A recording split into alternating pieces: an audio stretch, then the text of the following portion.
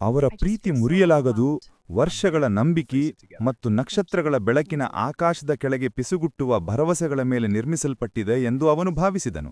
ಆದರೆ ಅವನು ಸತ್ಯವನ್ನು ಕಂಡುಕೊಂಡ ಕ್ಷಣ ಎಲ್ಲವೂ ಛಿದ್ರವಾಯಿತು. ರಹಸ್ಯ ಸಂದೇಶಗಳು, ಗುಪ್ತ ಕರೆಗಳು ಮತ್ತು ಯಾವುದೇ ಗಾಯಕ್ಕಿಂತ ಆಳವಾಗಿ ಕತ್ತರಿಸಿದ ದ್ರೋಹ. ಅವಳು 2 ಜೀವನವನ್ನು ನಡೆಸುತ್ತಿದ್ದಳು.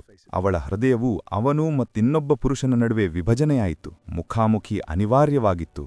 ಕಣ್ಣೀರು, ಆರೋಪಗಳು ಮತ್ತು ಅವನು ಪ್ರೀತಿಸಿದ ಮಹಿಳೆ ಅಪರಿಚಿತಳಾಗಿದ್ದಾಳೆ ಎಂಬ ನೋವಿನ ಅರಿವು ತುಂಬಿತ್ತು. ಅವಳು ಹಿಂತಿರುಗಿ ನೋಡದೆ ಹೊರನಡೆದಾಗ ಅವರು ಒಮ್ಮೆ ಮನೆಗೆ ಕರೆದ ಖಾಲಿ ಅಪಾರ್ಟ್ಮೆಂಟ್ನಲ್ಲಿ ಅವನು ಒಬ್ಬಂಟಿಯಾಗಿ ನಿಂತನು. ಈಗ ಸುಳ್ಳಂತೆ ಭಾಸವಾಗುವ ನೆನಪುಗಳಿಂದ ಸುತ್ತುವರೆದನು. ಕೆಲವೊಮ್ಮೆ ಪ್ರೀತಿಯು ಯಾರನ್ನಾದರೂ ನಂಬಿಕಸ್ಥನಾಗಿರಿಸಲು ಸಾಕಾಗುವುದಿಲ್ಲ ಎಂದು ಅವನು ಅಂತಿಮವಾಗಿ ಅರ್ಥಮಾಡಿಕೊಂಡಾಗ ಹೊರಗಿನ ಮಳೆ ಅವನ ಹೃದಯದಲ್ಲಿನ ಬಿರುಗಾಳಿಗೆ ಹೊಂದಿಕೆಯಾಯಿತು. ಮತ್ತು ವಿದಾಯ ಹೇಳುವ ಕಠಿಣ ಭಾಗವೆಂದರೆ ನೀವು ಹೆಚ್ಚು ನಂಬಿದ ವ್ಯಕ್ತಿಯೇ ನಿಮ್ಮನ್ನು ಆಳವಾಗಿ ನೋಯಿಸಿದವನು ಎಂದು ಒಪ್ಪಿಕೊಳ್ಳುವುದು.